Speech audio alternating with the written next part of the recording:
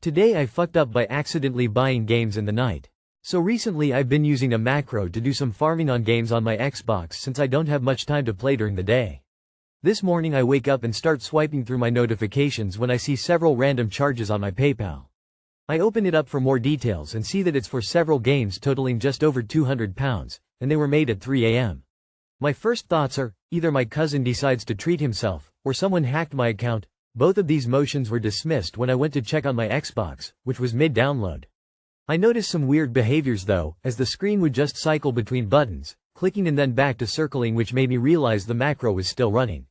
Somehow, the macro had escaped my game and gone to the store to treat itself to a few games in the night. Immediately I'm a little annoyed as that was the remainder of my paycheck and I have about 15 minutes before my bus leaves for work, so I can't deal with it. When I got back home, I luckily found the refunds page on Microsoft and got them all refunded, as well as putting a lock on the item store so that no games can be purchased without me in the future. TLDR. My nightly macro decided to treat itself to some games using my bill money. That macro you were using seems like malware lol. That's hilarious. People who use bots to play their games for them deserve this all day long. ETA. Anyone who doesn't at least set a PIN for purchases on their devices deserves this, but the fact that the bot did it just makes it hilarious. I'd laugh equally hard at anyone whose kid drains their account buying V-Bucks. I don't care if you think I'm a dick, I don't think using bots is playing a game, and that's all I said. Anything else you took from it is your own issue. Get help and get good. It becomes sentient and needed to be fed more games to farm. Oh no. Anyway, so that day the machine revolution started. Tell me more about these macros on Xbox and what games you are using them for. Today I fucked up by ignoring red flags on a dream job offer. A month ago, I landed what seemed like a dream job. Project manager at a cutting-edge tech startup. The salary was excellent, the perks were top-notch, and the role sounded perfect. However, despite my excitement, I had a nagging feeling that something was off. I ignored it and signed the offer. When I started, the red flags quickly became impossible to ignore. The first major issue hit during my third week. I was tasked with leading a critical product launch that was supposed to be a showcase for the company. The deadline was tight, but I was assured everything was on track. As the launch date approached, it became clear that the project was in disarray. Key deliverables were missing, the development team was uncooperative, and the marketing materials were still incomplete. I discovered that the timelines had been unrealistic from the start, and the initial plans had been hastily put together without proper input from the teams involved. To make matters worse, I was left to clean up a mess created by a lack of communication and poor planning.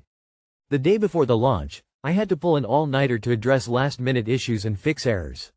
The launch itself was a disaster. The product had multiple bugs, the marketing materials were outdated, and customer feedback was overwhelmingly negative.